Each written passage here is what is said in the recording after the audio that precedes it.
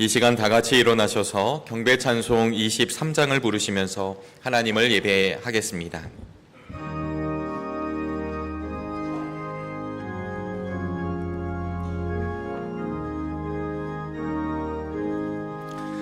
만입이 내게 있으면 그 입 닫아지고 내 구주 주시는 종을 늘 찬송하겠네.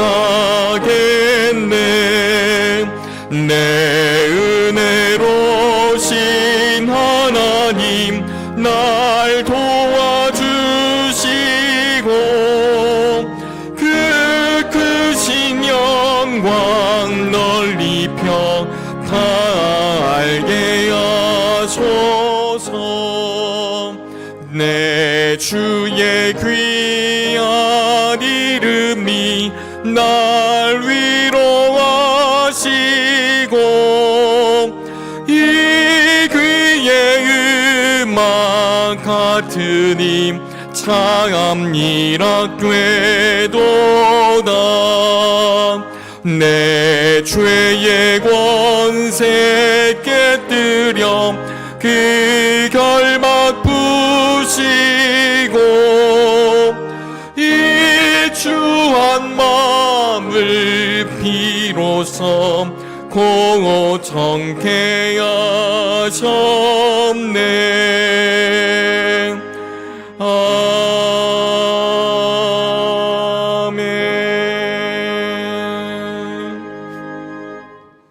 보라, 하나님은 나의 구원이시라. 내가 신뢰하고 두려움이 없으리니 주 여호와는 나의 힘이시며 나의 노래시며 나의 구원이심이라.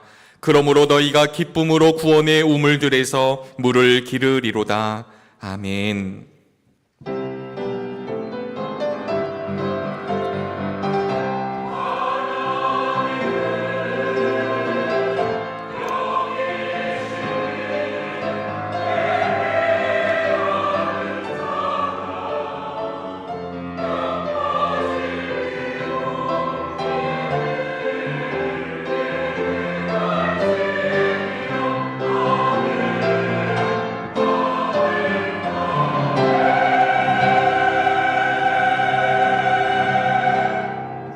다 같이 자리에 앉으시겠습니다. 교독문 1번 시편 1편 말씀을 교독합니다.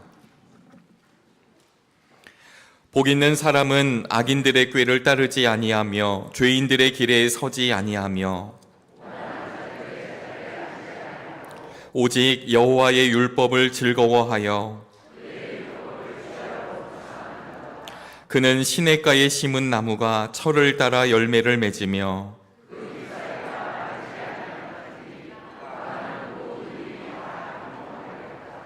악인들은 그렇지 아니하며 그러므로 악인들은 심판을 견디지 못하며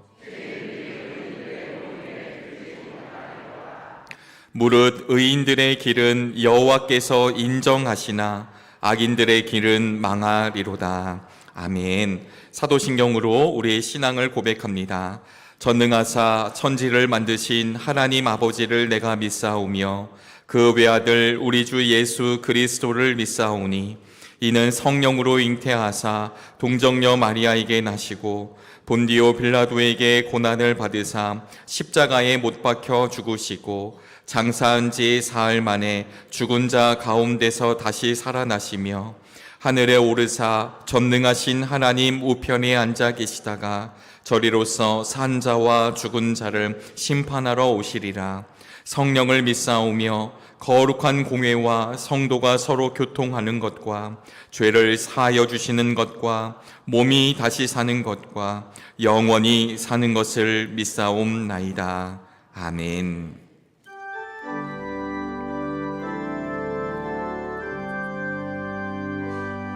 찬양 성부 성자 성령 성삼위일체께 영원 무궁하기까지 영광을 돌리세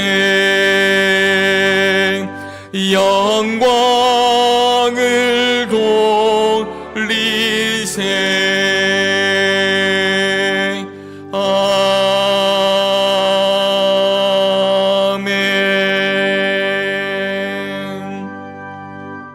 이풍호 장로님께서 오늘의 기도를 인도해 주시겠습니다.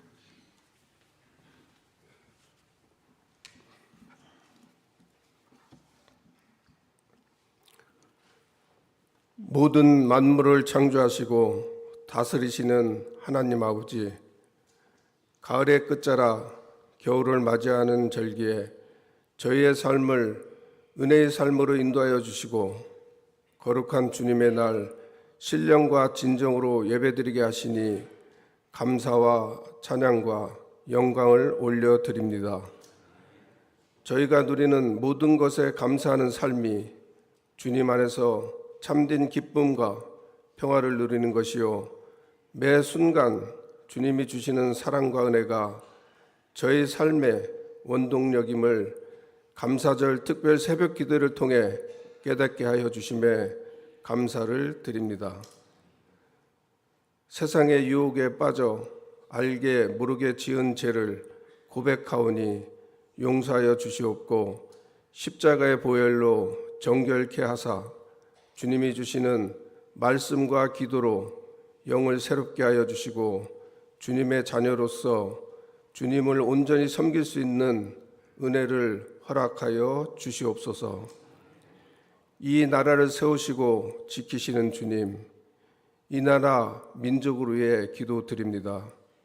나라를 이끌어가는 위정자들에게 주님의 지혜와 능력을 주셔서 이 땅에 공의와 평강이 실현되어 국민이 편안하게 살 수 있는 나라로 인도하여 주시옵소서.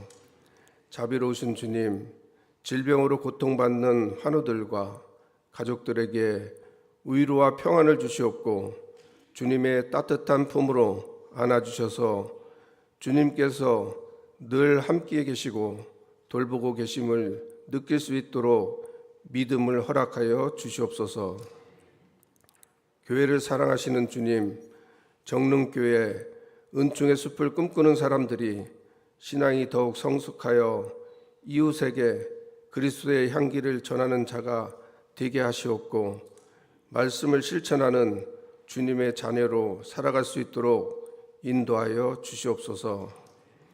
주님의 몸된 교회를 섬기는 각 지체들이 말씀 위에 굳게 서게 하시고 주님의 뜻에 따라 성령의 능력으로 모든 사역이 이루어지고 교회가 든든히 서가며 이 땅 가운데 복음의 빛을 밝히는 믿음의 공동체가 되게 하옵소서.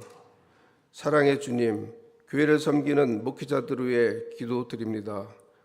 성령의 능력으로 붙드사 맡겨진 사명을 기쁨과 열정으로 감당할 수 있도록 새 힘을 더하여 주시옵고 권능의 말씀이 선포되게 하사 말씀을 듣는 저희들의 마음이 열려 변화와 회복의 역사가 일어나게 하옵소서.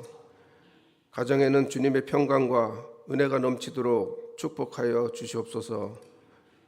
다음 세대를 위해 기도합니다.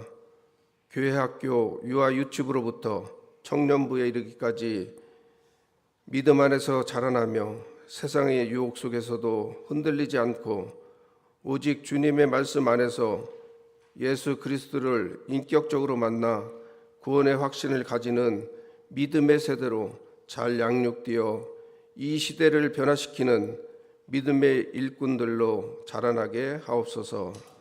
권능의 하나님, 지푸라기와 송아지라는 주제로 말씀을 전하실 담임 목사님께 영육 간의 강건함과 하나님의 크신 권능을 주셔서 생명의 말씀이 선포될 때 저희의 심령이 새롭게 변화되는 은혜를 주시옵고 말씀으로 날마다 감사와 은혜가 넘치는 삶이 되게 하옵소서.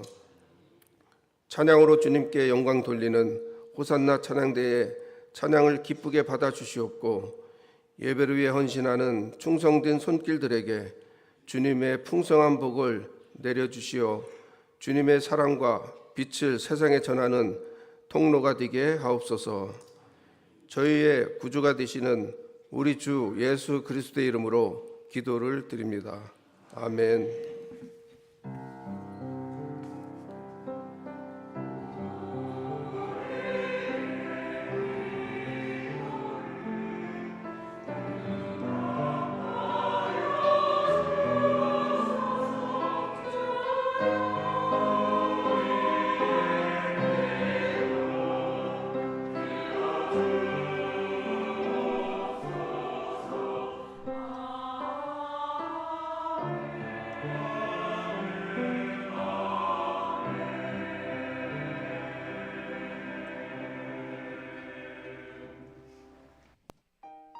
샬롬, 주님의 평화가 언제나 함께 하시기를요.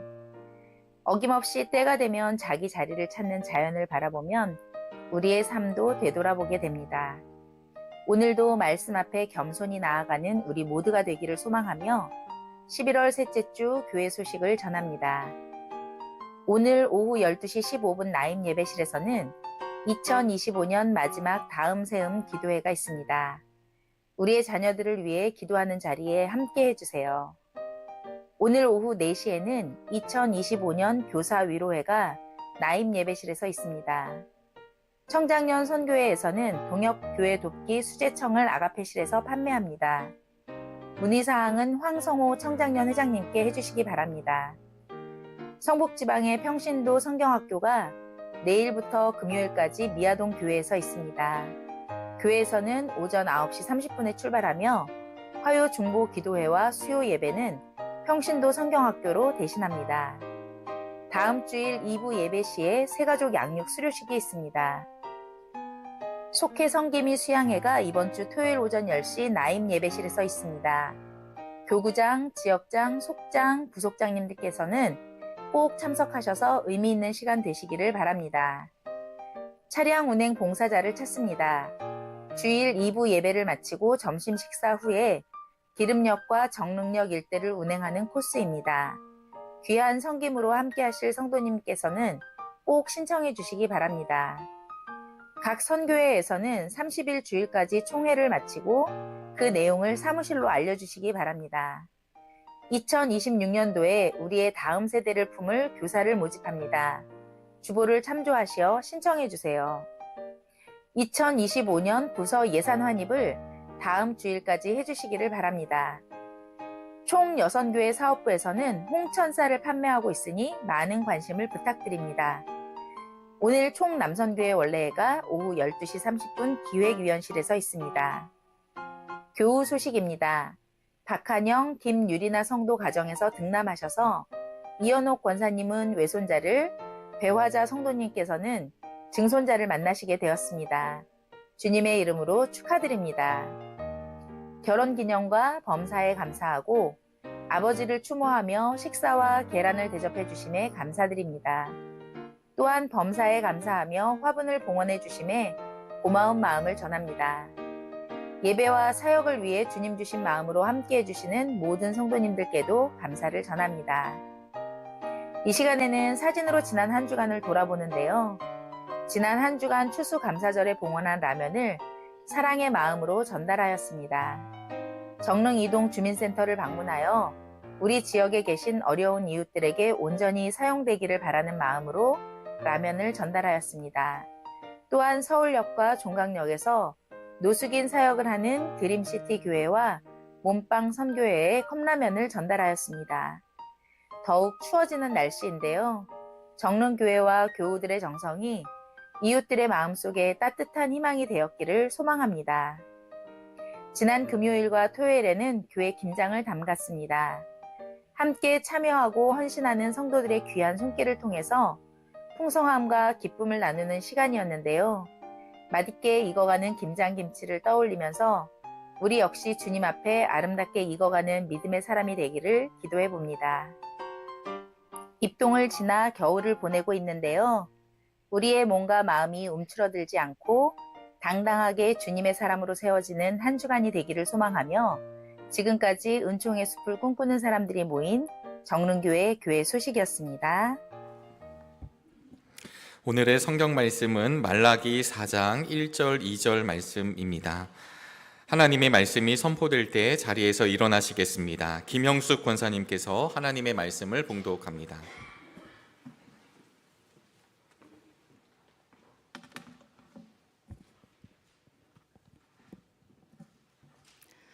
나 만군의 주가 말한다. 용광로의 불길같이 모든 것을 살라버릴 날이 온다. 모든 교만한 자와 악한 일을 하는 자가 지푸라기같이 타버릴 것이다. 그날이 오면 불이 그들을 살라서 그 뿌리와 가지를 남김없이 태울 것이다.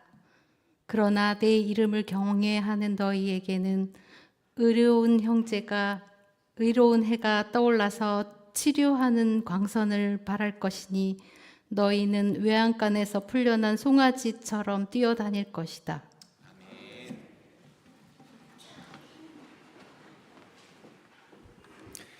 이 시간에는 호산나 찬양대의 찬양이 있겠습니다. 찬양 후에 담임 목사님께서 지푸라기와 송아지라는 제목으로 말씀 전하실 때 큰 은혜 있으시길 바랍니다.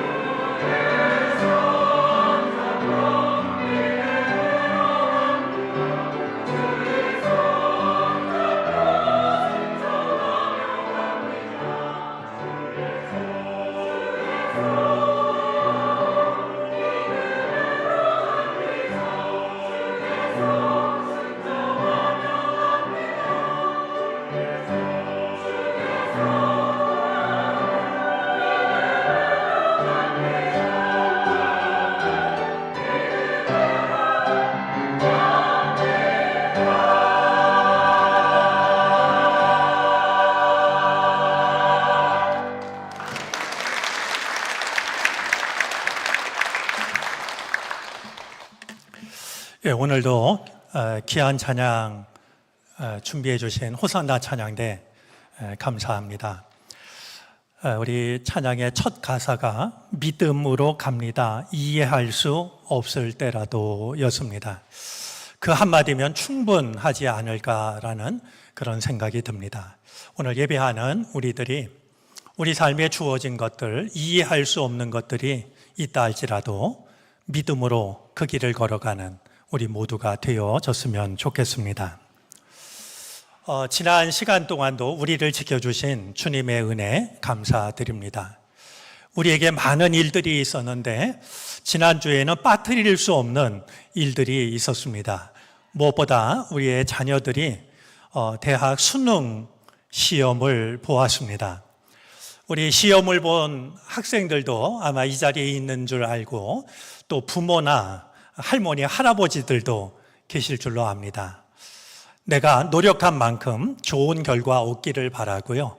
거기에 주님의 은혜가 더해져서 정말 내가 생각한 것보다 더 복된 결과가 찾아올 수 있게 되기를 바랍니다. 우리 수고한 학생들에게 또 뒷바라지하느라 수고한 우리 부모님들, 할머니, 할아버지들 그동안 수고했다고 또 좋은 길 열리기를 바란다고 우리 축하하고 축복하는 마음으로 한번 박수 한번 보내겠습니다.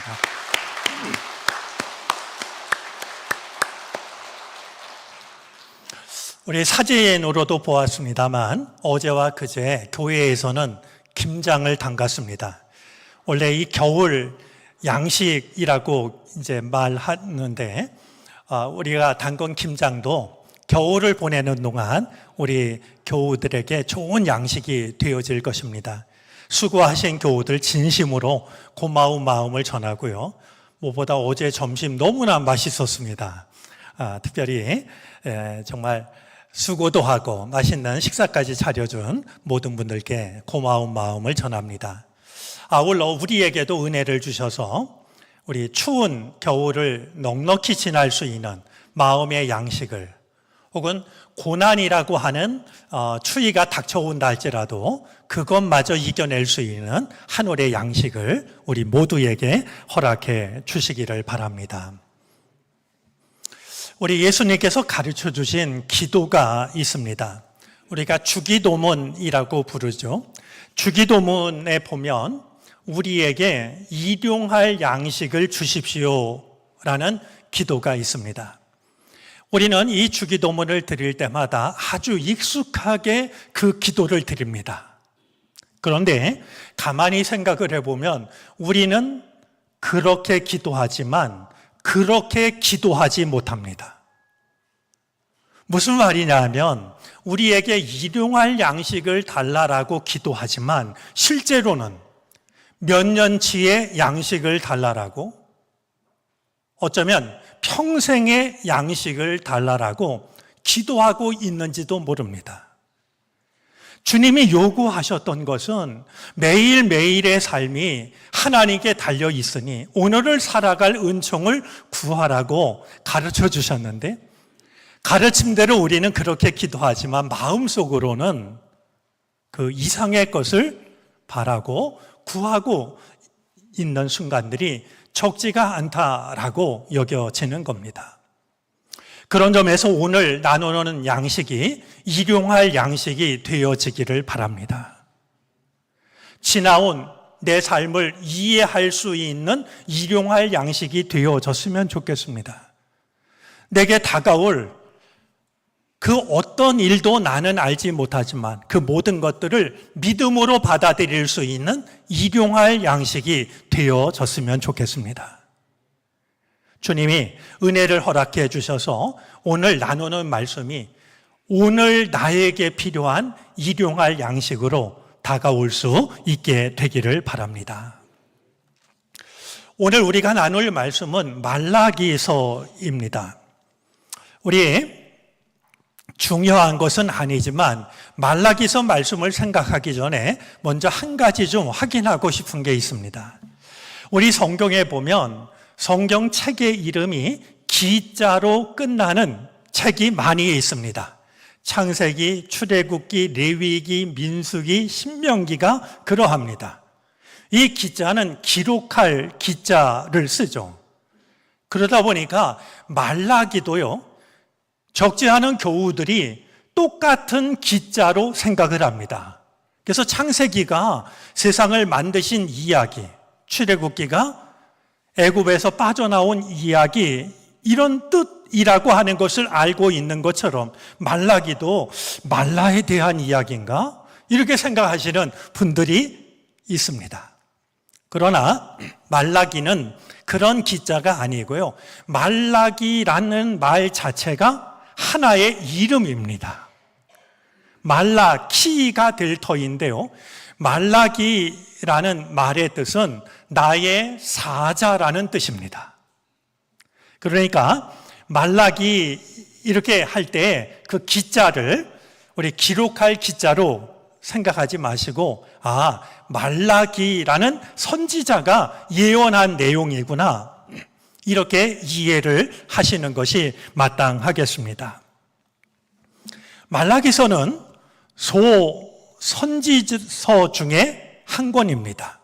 우리 구약 성경에는 12권의 소선지서가 있고 4권의 대선지서가 있습니다. 대선지서만 따져보면 이사야, 예레미야, 에스겔, 다니엘서입니다. 그러면 왜 이 4 예언서는 대예언서라 부르고 나머지 12개는 소예언서라 부르는가? 앞에 나오는 것은 거룩하기 때문에 그렇고 뒤에 나오는 건 덜 중요하기 때문에 그런가? 이렇게 생각하실지 모르겠는데요. 대예언서와 소예언서를 구분하는 유일한 기준은 분량입니다. 분량. 그러니까 대예언서의 분량이 많은 예언서고요. 소예언서들은 대예언서에 비해서 분량이 적습니다. 생각해 보면 우리는 소예언서를 기록한 예언자들의 이름을 잘 기억하지 못합니다.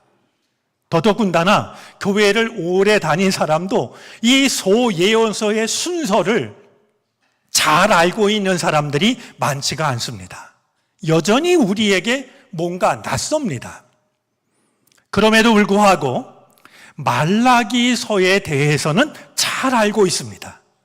아마 2가지 이유 때문이라고 여겨지는데요. 하나는 구약 성경의 마지막 책이기 때문입니다.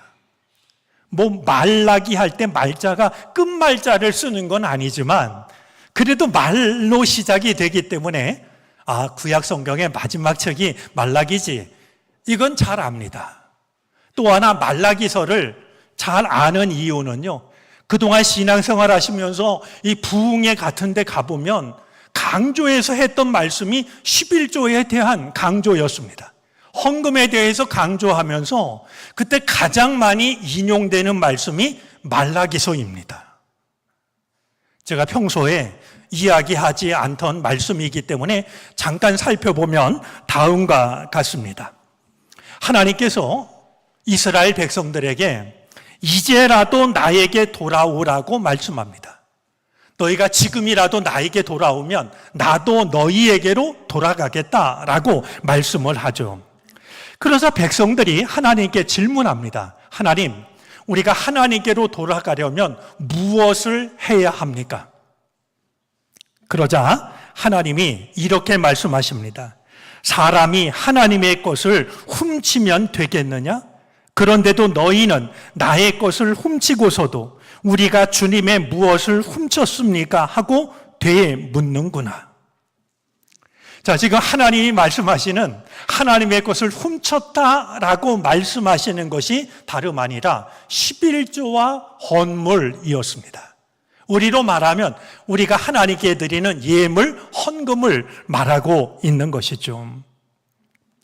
특별히 하나님께서는 11조에 대해서 다음과 같이 말씀을 하십니다. 우리 3장 10절부터 11절까지인데요. 너희는 온전한 11조를 창고에 들여놓아 내 집에 먹을거리가 넉넉하게 하여라. 이렇게 바치는 일로 나를 시험하여 내가 하늘문을 열고서 너희가 쌓을 곳이 없도록 복을 붓지 않나 보아라. 11절입니다. 나 만군의 주의 말이다. 나는 너희 땅의 소산물을 해로운 벌레가 먹어 없애지 못하게 하며 너희 포도밭의 열매가 채 익기 전에 떨어지지 않게 하겠다. 나 만군의 주가 말한다. 이런 아주 귀한 말씀이 있어가지고 이제 헌금 생활에 대해서 11조에 대해서 목사님들이 설교를 하실 때 가장 중요하게 인용하는 그 말씀이 바로 말라기서에 담겨져 있기 때문에 말라기서를 기억하는 교우들이 많이 있는 겁니다. 자, 그런데요, 이제 오늘 본문은 말라기서 중에서도 마지막 장에 해당하는 4장에 담긴 말씀입니다. 우리가 오늘의 말씀을 이해하기 위해서는 말라기서의 배경을 이해하는 것이 중요합니다. 말라기서가 쓰여지던 시대는 기원전 450년에서 430년경으로 추정을 합니다. 추정을 할 수밖에 없는 이유가요, 다른 역사서와는 달리 이 책을 쓰고 있는 연대가 어디에도 찾아볼 수가 없습니다. 심지어는 어떤 왕이 통치하던 시절인지 왕의 이름도 나와 있지가 않습니다. 그런 점에서 이 말라기서가 언제 쓰여졌는지를 추정할 수 있는 유일한 근거는 말라기서에 담긴 내용입니다. 그 내용을 보아서 이 말씀이 언제쯤 쓰여졌을까라고 하는 것을 추정하는 것이죠. 말라기서는 다음과 같은 내용으로 시작을 합니다. 하나님께서 백성들을 향해서 나는 너희를 사랑한다라고 말씀합니다. 그래서 백성들이 하나님께 반문을 하는데요, 주님께서 우리를 사랑하신다는 증거가 어디에 있습니까? 공동번역 성경은 이렇게 옮겼습니다. 주께서 우리를 사랑한 것이 무엇입니까? 이게 뭔가 가시 돋친 말처럼 느껴집니다. 하나님께서 내가 너희를 사랑한다 라고 말하자 백성들이 하나님 감사합니다 이렇게 대답한 게 아니라 하나님이 우리를 뭘 사랑했습니까? 우리를 사랑한 게 어디에 있습니까? 이렇게 따지듯이 대답을 하고 있기 때문입니다. 이 한마디 속에 당시 백성들의 모습이 고스란히 담겨져 있습니다. 제사장들과 백성들은 주님의 제단에 더러운 빵을 바쳤습니다. 아마 곰팡이가 나고 먹기가 힘든 그 빵을 하나님께 바칩니다. 뿐만이 아니라 제물을 바칠 때도 병든 짐승을 가지고, 예를 들면 눈이 멀고 몸이 불편한 그런 짐승을 하나님께 제물로 바쳤습니다. 사람에게 바쳐도 반가워하지 않을 더러운 빵, 온전하지 못한 제물을 하나님께 바치면서 어떻게 생각을 했냐면 하나님께는 아무렇게나 상을 차려도 괜찮다고 생각을 했습니다. 백성들만 그런 것이 아니라 제사장들까지도 마찬가지였습니다. 그런 것 중에 하나가 바로 11조와 헌금이었던 겁니다. 그렇게 지내면서도 예배 드리는 것을 잊지 않았고 예배를 드릴 때마다 우리에게 복을 달라라고 구했던 것이죠. 바로 이런 모습이 말라기 선지자가 활동하던 시대를 추측하게 합니다. 바벨론 포로 생활을 마치고 예루살렘으로 돌아온 이스라엘 백성들이 스룹바벨과 여호수아의 지휘로 마침내 허물어졌던 성전을 다시 일으켜 세우게 됩니다. 무너졌던 성전이 세워졌습니다. 그리고 성전에서 예배를 드리기 시작했습니다. 그런데 이렇게 성전은 세워졌고 예배는 다시 드리기 시작했지만 백성들의 믿음이 점점 느슨해지기 시작을 했습니다. 신앙의 겉모습은 회복이 되었지만 하나님과의 관계가 형식적으로 변해버리고 말았습니다. 오히려 성전이 무너졌을 때는 무너진 성전을 일으켜 세우기 위해서 뜨거운 마음을 가지고 있었는데요. 성전을 세우고 나자 백성들의 믿음은 식어버렸고 믿음은 형식적인 것으로 전락을 해버리고 말았던 겁니다. 말라기서 3장 13절부터 18절까지의 말씀 속에 백성들의 모습이, 백성들의 실상이 드러나고 있는데요. 하나님께서 이렇게 말씀하십니다. 너희가 불손한 말로 나를 거역하였다. 너희가 무례한 말로 나를 거역하였다라고 말씀하시죠. 그저 백성들이 또다시 반문을 합니다. 우리가 무슨 말을 하였기에 주님을 거역하였다고 하십니까? 백성들이 하나님께 뭔가를 따져 묻는 것 같습니다. 자, 그런데 하나님께서 이렇게 말씀하신 데에는 이유가 있었습니다. 이어지는 말씀을 보면은요, 하나님의 백성들이 서로 수군거리면서 하고 있는 말이 어떤 말인지가 드러납니다. 우리 이어지는 말씀을 보면은요, 백성들이 이렇게 말하고 있었습니다. 하나님을 섬기는 것은 헛된 일이다. 그의 명령을 지키고 만군의 주 앞에서 그의 명령을 지키며 죄를 뉘우치고 슬퍼하는 것이 무슨 유익이 있단 말인가?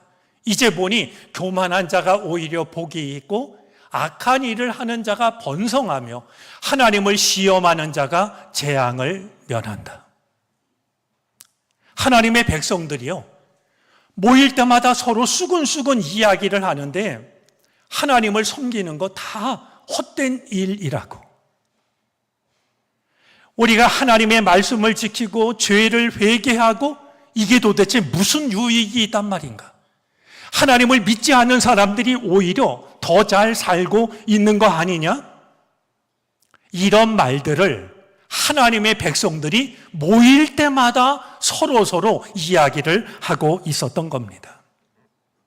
이런 한 가지 잊지 말아야 될 게 있습니다. 하나님은 우리가 예배당에 나와서 기도할 때만 우리의 말을 들으시는 분이 아닙니다. 예배당이 아닌 곳에서 저 어디선가 목소리를 낮춰서 하는 그 말도 하나님은 들으십니다. 하나님은 이 백성들이 하는 말을 하나님은 똑똑히 들으셨습니다. 하나님의 백성들이 하나님을 믿는 게 무슨 소용이 있냐고 말이죠. 그런데 하나님의 백성들 중에서 모든 사람들이 다 그런 것은 아니었습니다. 많은 사람들이 믿음이 식어졌고 형식으로 전락해버렸고 하나님을 믿는 게 무슨 의미가 있느냐라고 이렇게 말하고 있었지만 하나님의 백성들 중에는 하나님을 여전히 경외하고 하나님의 이름을 존중하는 사람들이 있었습니다. 하나님이 보실 때 그들이 대견하고 기특했던 것 같습니다. 하나님은 그들을 두고서 이렇게 말씀하십니다. 공동번역 성경인데요. 나를 공경하고 내 이름을 소중히 여기는 사람들을 나는 책에 적어두고 잊지 않으리라. 우리 새번역 성경을 보면 저 책을 비망록이라고 번역을 했습니다. 하나님께서 많은 백성들이 하나님을 형식적으로 예배하고 말이죠. 뒤에서는 하나님을 믿어봤자 무슨 소용이 있어? 이렇게 말하고 있을 때 그럼에도 불구하고 하나님을 진심으로 경외하고 하나님의 이름을 존중하며 살아가는 그 소수의 사람들을 두고서 내가 너희들의 이름을 내 수첩에다 기록을 해놓고서 잊어버리지 않겠다라고. 이렇게 약속을 하고 계시는 겁니다. 오늘 예배하는 우리들이 하나님께서 우리들의 이름을 하나님의 수첩에 적으실 만한 그런 사람들이 되어졌으면 좋겠습니다. 오늘도 말씀을 들으면서 중요한 내용을 이렇게 적는 분들이 있는데요. 우리가 수첩에 적는 것은 이걸 잊고 싶지 않아서 내가 잊어버리면 다시 떠올리려고 쓰는 거 아니겠습니까?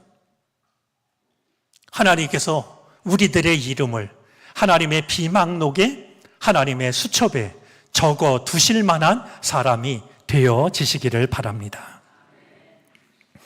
자, 지금까지 말씀을 드린 것이 오늘 마지막 장인 말라기서 4장 1절과 2절을 이해하기 위한 배경이 되는 겁니다. 하나님께서는 지금 볼 때는 하나님을 믿는 자나 믿지 않는 자나 다를 게 없고, 오히려 사람들이 볼 때는 하나님을 믿지 않는 사람들이 더 잘 사는 것처럼 보이지만 하나님이 분명하게 말씀하는 게 있습니다. 때가 되면 주님의 날이 찾아올 터인데, 주님의 날이 찾아오면 의인과 악인이 구별이 될 거라고. 하나님을 섬기는 자와 섬기지 않는 자, 형식적으로 섬기는 자와 진실하게 섬기는 자가 구분이 될 거라고 말씀을 하고 계신 겁니다. 자, 오늘 1절 말씀은 주님의 날이 왔을 때 악인들의 운명이 어떻게 될지가 1절에 담겨져 있고요. 의인들의 운명이 어떻게 되는지가 2절에 담겨져 있습니다. 먼저 1절 말씀을 볼까요? 악인에게 닥칠 운명입니다. 악인에게 주님의 날은 용광로의 불길처럼 찾아옵니다. 용광로의 불길처럼 찾아오면 모든 것을 다 불사르게 됩니다. 모든 교만한 자, 악한 일을 하는 자가 지푸라기처럼 타버리게 됩니다. 용광로의 불길이라고 하면 쇠도 녹이고 돌도 녹이는데요.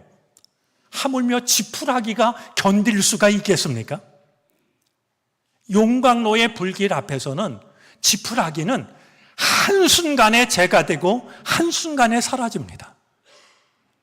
지금은 악인들이 잘 사는 것처럼 보이지만 믿는 사람들이 볼 때도 차라리 믿음을 포기하고 믿음 없는 사람처럼 사는 게 현명한 선택 아닐까 생각하게 하지만, 주님의 날이 임하면 하나님을 온전히 섬기지 않은 사람들은 용광로의 불길에 타버리는 지푸라기처럼 한순간에 사라지게 될 거라고 말씀을 하고 있는 겁니다. 그런데 이어지는 말씀을 보면은요, 이 뜨거운 불이 악인들을 사르되 뿌리와 가지를 남김없이 태운다라고 말씀합니다. 여러분, 뿌리라는 말을 주목할 필요가 있습니다. 만약에 용광로의 불이 가지만 태우면은요, 뿌리가 살아남았다가 또다시 줄기가 올라올 거고 또다시 잎이 돋아나지 않겠습니까? 근데 주님의 날에는 악인들을 심판하되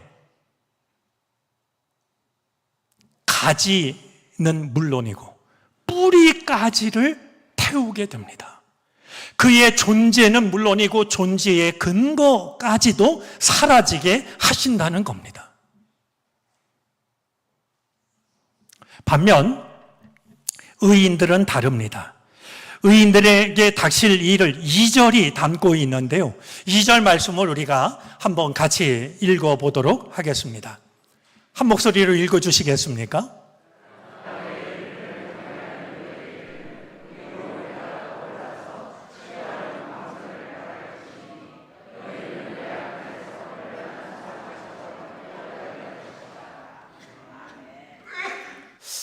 이런 말씀을 읽으면 아멘이라는 말로는 좀 부족한 것 같습니다.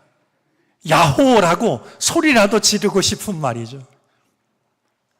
저는 아멘이라는 말을 우리말로 옮기면 아무렴이 아닌가 싶은데요. 아무렴 그렇지. 주님의 날이 임하면 악인들은 용광로 불에 타버리는 지푸라기처럼 모든 것이 한순간에 사라지겠지만 주님을 경외하고 주님의 이름을 거룩함을 지키는 사람들은 의로운 해가 떠올라서 치료하는 광선을 비출 것인데 그러면 외양간에서 나온 송아지처럼 뛰게 될 것이라고 이렇게 말씀을 하고 있는 겁니다. 여러분, 외양간에서 나온 송아지를 한번 생각해 보시겠습니까? 외양간에 갇혀 있다가 바깥으로 나온 송아지가 얼마나 좋을까요? 온 세상이 다 궁금하고 힘은 넘치고 갑갑하게 갇혀있던 송아지가 외양간 밖으로 나오면은요, 가만히 있지를 못합니다. 너무나 좋아가지고 뛰기 시작하죠. 이 번역에 우리나라 의태어 하나를 더 넣었다면 얼마나 좋을까라는 생각이 드는데요. 다름 아니라 공중이라는 말입니다. 외양간에서 나온 송아지는 그냥 잠깐 뛰는 게 아니라 공중 뛸 거라고 여겨집니다. 지금은 하나님을 믿는 것이 손해보는 것 같고 부자유스러운 것 같고 오히려 안 믿는 사람들이 부러울 때가 있지만 주님의 날이 임하게 되면 하나님을 경외했던 사람들에게는 치료하는 해가 떠올라서 치료하는 빛이 비춰지고 그러면 외양간에서 나온 송아지처럼 공중 뛰어다니게 될 것이다. 약속을 하고 계십니다.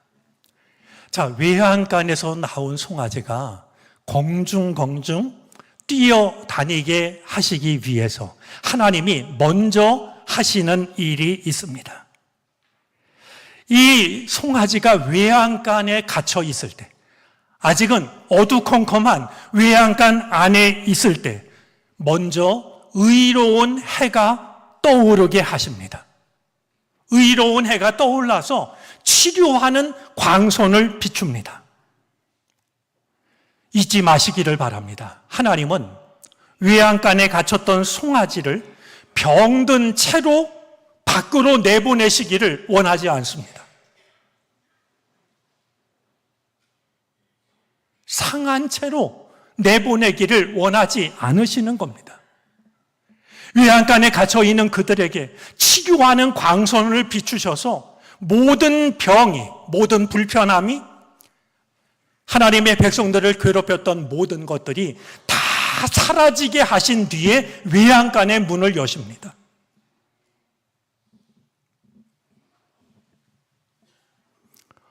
하나님께서 비추시는 치료의 빛은 육신뿐만이 아니라 마음도 비추십니다. 마음뿐만이 아니라 하나님을 바라보는 영혼도 비추십니다.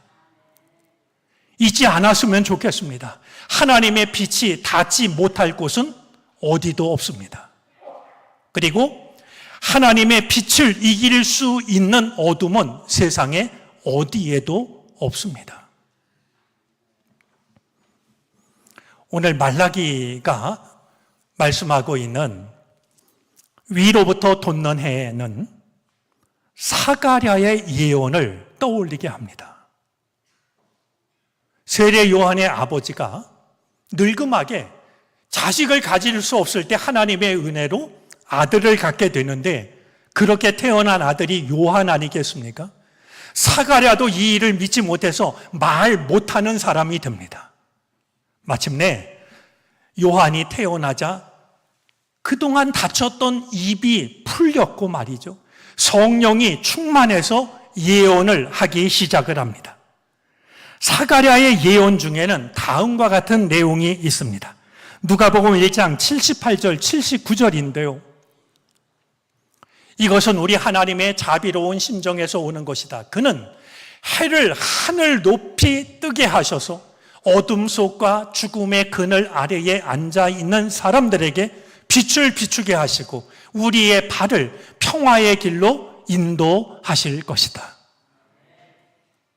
놀랍게도요, 하늘 높이 뜨게 하신 해라는 말은 예수 그리스도를 가르치는 또 하나의 호칭입니다. 오늘 이 말씀은 우리에게 중요한 사실 한 가지를 돌아보게 합니다. 말라기서를 대하면서 우리가 한 가지 또 하나 기억해야 할 게 있는데요. 여러분, 말라기서를 끝으로 약 400년간 예언자가 나타나지 않습니다. 구약 성경의 예언자들처럼 그만한 권위를 가지고 그만한 권위 있는 하나님의 말씀을 전하는 예언자가 무려 400여 년 동안 출현하지 않았습니다. 이 기간을 뭐라고 부르냐 하면 신구약 중간기 혹은 말씀의 침묵기라고 부릅니다. 하나님의 말씀이 400여 년 동안 침묵하고 계셨어요. 그런데요, 이 침묵이 어디에서 끝나냐 하면 세례 요한이 광야에서 회개의 세례를 베풀 때 말이죠. 주님의 말씀이 요한에게 임하니라 라고 400년 동안 침묵했던 하나님의 말씀이 요한을 통해서 찾아오기 시작합니다. 세례 요한 뒤에 말씀이 육신이 되어 친히 찾아오신 분이 한 분이 계신데 그분이 바로 예수 그리스도이십니다. 자, 그런 점에서 오늘 이 말씀이 우리에게 전해주는 정말로 중요한 사실이 한 가지 있는데요. 우리를 외양간에서 꺼내주실 분은 예수 그리스도이시라는 겁니다. 우리를 온갖 병과 두려움의 외양간에서 꺼내주실 수 있는 것은 바로 예수 그리스도의 빛이라고 하는 사실을 우리는 오늘 말씀을 통해서 만날 수가 있게 되는 것이죠. 주님께서 우리에게 치료의 광선을 하늘 높이 의로운 해가 떠올라서 치료의 광선을 비춰주실 때 그것이 육신의 질병이든 마음의 괴로움이든 영혼의 두려움이든 우리는 모든 병으로부터 고침을 받게 되고 마침내 외양간에서 나온 송아지처럼 뛸 수 있는 은혜를 누리게 된다라고 하는 겁니다. 외양간에서 나온 송아지가 공중공중 뛰는 모습은 찬송가 가사 중에 한 가사를 떠올리게 합니다. 다음과 같은 가사인데요. 우리 한번 잘 아실 거라고 여겨지는데요. 찬송으로 한번 불러보겠습니다. 죄악 벗은 우리 영혼은 기뻐 뛰며 춤을 추겠네. 우리 다시 한번 해볼까요? 죄악 벗은 우리 영혼은 기뻐 뛰며 춤을 추겠네. 이 은혜가 예배하는 우리 모두에게 임하게 되기를 바랍니다. 주님께서 죄의 사슬을 끊어주시기를 바랍니다. 아픔의 사슬을 끊어주시기를 바랍니다. 어둠의 사슬도 두려움의 사슬도 끊어주시기를 바랍니다. 그리고 주님은 외양간의 문을 열어주실 것입니다. 외양간에서 나온 송아지처럼 기뻐 뛰는 은혜가 오늘 예배하는 우리 모두 가운데 함께 하시기를 바랍니다. 기도하겠습니다. 주님, 우리는 외양간에 갇혀있는 송아지와 다를 바가 없습니다. 밖으로 나가고 싶지만 어떻게 문을 열어야 할지 우리는 알지 못합니다. 죄악의 사슬을, 어둠의 사슬을 슬픔과 두려움의 사슬을 끊어 주시옵소서. 그리하여 외양간에서 나온 송아지처럼 기뻐 뛰게 하시옵소서. 예수 그리스도의 이름으로 기도를 드립니다. 아멘.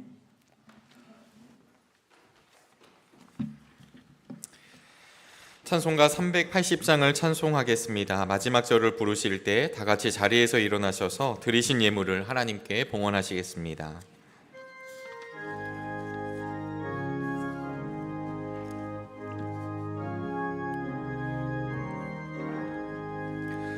나의 생명 되신 주 주님 앞에 나아갑니다. 주의 흘린 보혈로 정케하사 받아주소서. 날마다 주를 찬송하겠네. 주의 사랑 줄로서 나를 굳게 잡아 매소서. 괴로운 세상 지날 때 나를 인도하여 주소서. 주를 믿고 나가면 나의 길을 잃지 않겠네. 날마다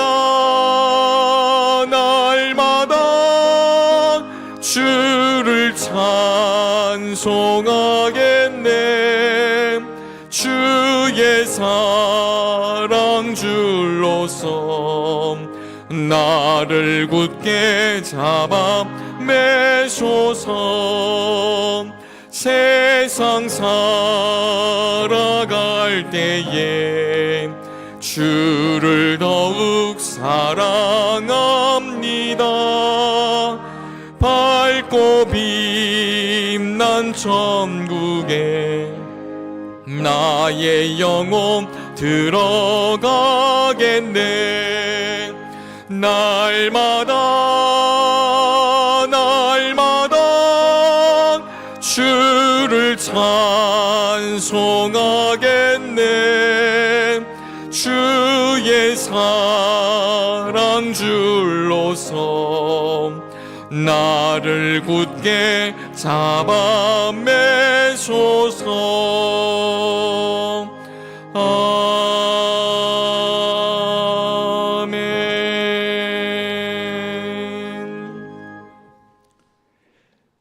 주님이 아니었으면 여전히 어둠의 외양간에, 절망과 두려움의 외양간에 갇혀 있을 수밖에 없는 우리들이었지만 오늘도 주의 백성 삼으시고 예배의 자리로 외양간 밖으로 우리를 불러내 주시니 감사를 드립니다.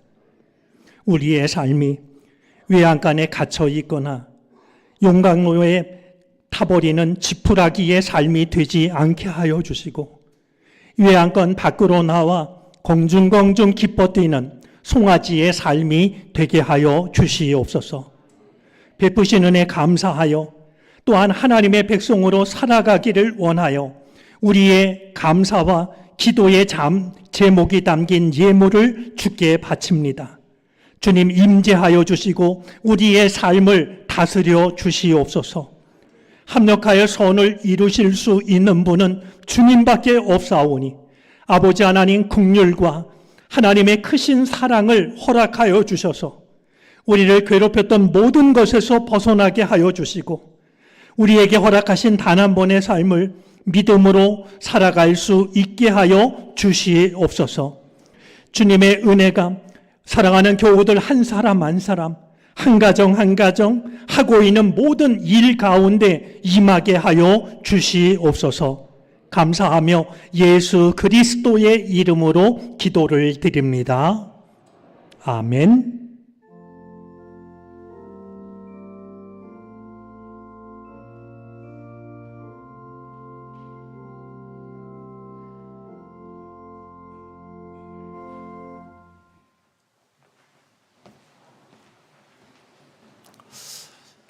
네, 성도의 교제 시간인데요. 몇 가지만 좀 같이 나누겠습니다. 먼저 요즘 독감이 대유행인 것 같습니다. 오늘도 마음은 이곳에 계시지만 독감으로 인해서 예배에 참석하지 못한 교우들이 계십니다. 그래서 저희가 좀 독감이 좀 가라앉을 때까지 좀 아쉽지만 그리고 어색하지만 인사는 목례로 대신하도록 그렇게 하겠습니다. 좀 마음에 드시고 서로 눈인사해도 서운하게 여기지 않았으면 좋겠습니다.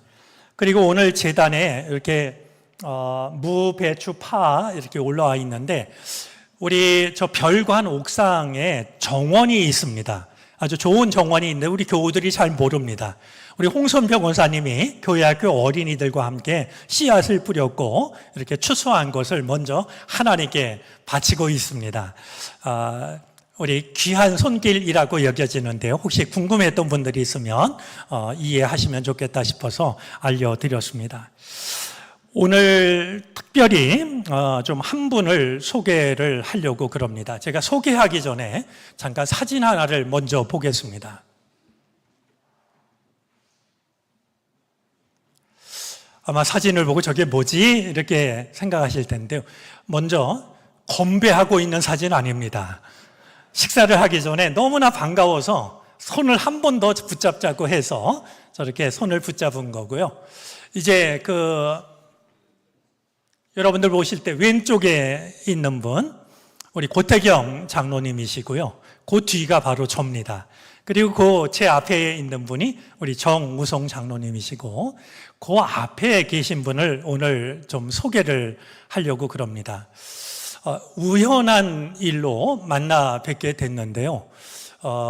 우리 서석홍 성도님이십니다. 그런데 이분이요, 말씀을 듣고 보니까 정릉교회가 창립 예배를 드릴 때 창립 예배에 참여했던 분이셨습니다. 제가 들은 기억이 정확한지 모르겠는데요. 그 당시 어른이 3명 참석했다고 기억을 하시는데 그 중에 한 분이셨고, 고등학교 1학년 때부터 3학년 때까지 정릉교회에서 누구보다 열심히, 그래서 내 인생을 되돌아볼 때 그 시절이 가장 행복했다라고 이야기를 할 만큼 신앙생활을 열심히 하셨습니다. 근데 말 한마디가 굉장히 마음을 아프고 또 부끄럽게 했는데요. 그때 그 신앙생활 하시면서 한 학생이라도 안 나오면 꼭 주중에 찾아가서 교회에 나오라고 이야기했다는 거예요. 그 얘기를 하시면서 한마디를 보태셨는데요. 내가 교회에 안 나왔는데 교회에서 나를 찾아오는 데는 68년이 걸렸다고. 당신은 한 주만 안 나와도 꼭 찾아가서 다음 주 나오라고 권했는데 교회에서는 내가 68년 동안 아무도 나를 찾아온 사람이 없었노라고 말이죠. 그래서 저희가 12월 둘째 주 당회를 갖는 주인데요. 그날 오후 2시에 우리 그 시간을 모시고서 정릉교회 처음 교회 이야기를 듣는 시간을 갖기로 했습니다. 우리 좀 자세한 얘기를 더 많이 들을 수 있었으면 좋겠고요. 오늘 참 귀한 발걸음을 하셨는데 우리 잠깐 자리에서 일어나 주시겠습니까? 우리 고태경 장로님 옆에 앉아 계십니다. 우리 뜨거운 박수로 환영하겠습니다.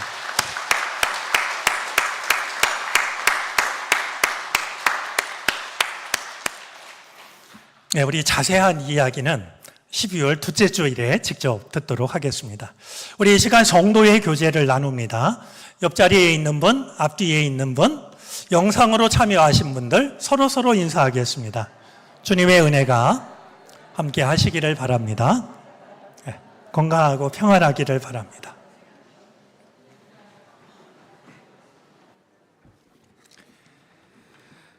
다 같이 일어나셔서 결단 찬송을 부르시겠습니다. 찬송 후에 담임 목사님의 축도로 예배를 마치겠습니다.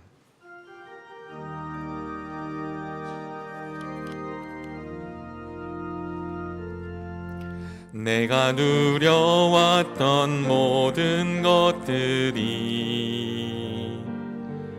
내가 지나왔던 모든 시간이, 내가 걸어왔던 모든 순간이 당연한 것 아니라 은혜였소. 아침 해가 뜨고 저녁에 노을, 봄의 꽃향기와 가을의 열매, 변하는 계절의 모든 순간이 당연한 것 아니라 은혜였소.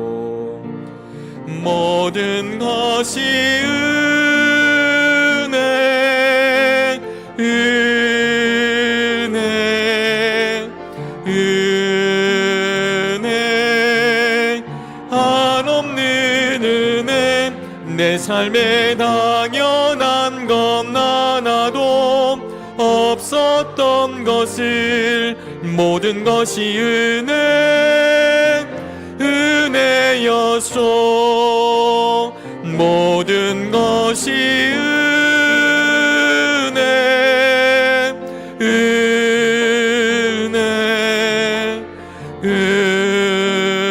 은혜, 한없는 은혜.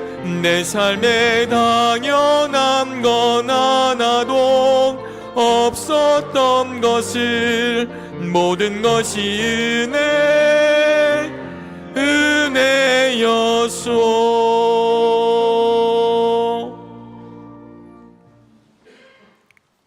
지금은